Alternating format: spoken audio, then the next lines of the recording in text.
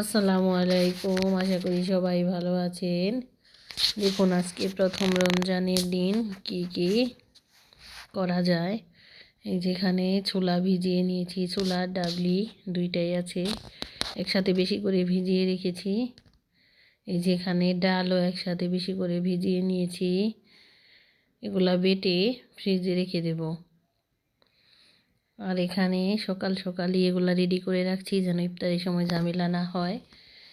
যে ট্যাং ভরে নিয়েছি, এটা টেবিলের পাশেই রাখবো যেন শরবত বানানোর সময় আর কোনো ঝামেলা যেন না হয়। তারপর আছে চিনিও একটা পাত্রে অল্প করে রেখেছি। চিনি বেশি কেউ খায় না, অত লাগবে না, আর লাগলে আবার ভরে নিব।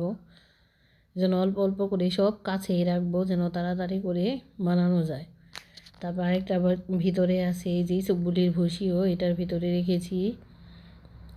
আর এখানে মুড়ি রেখেছি, এগুলো সব হাতের কাছে রাখবো ইফতারের সময় যেন খুঁজতে না হয়। এগুলো এখন সকাল সকাল সব করে নিলাম। তারপরে এই যে ছোলাগুলো রান্নার আগে সিদ্ধ করে নিয়ে আসলাম, এনে এখানে ঝরা দিয়ে রেখেছি। পানিটা ঝরে গেলে তারপরে আমার পরিমাণ মতো আমি প্যাকেট করে নেব। তারপর কি রান্না বান্না করলাম চলুন দেখি। এই তো আজকে শেষ রাত্রের জন্য ডিম ভুনা করেছি, সন্ধ্যা রাত্রে কেউ ভাত খাবে না। আর হলো ওই যে বেলে মাছ ছোট ছোট, ওগুলা আলু আর বেগুন দিয়ে রান্না করেছি। অনেক অল্প তরকারি রান্না করেছি, রোজার দিনে অত কেউ খেতে চায় না। এই যে ভাত রান্না করে কুকারে রেখে দিয়েছি, আর সন্ধ্যার সময় গ্যাসে ইফতারি ভেজে নেব। চলুন দেখি ইফতারির সময় কি কি।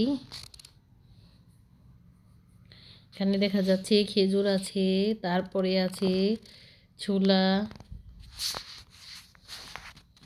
এখানে চিড়া ধোয়া হয়েছে।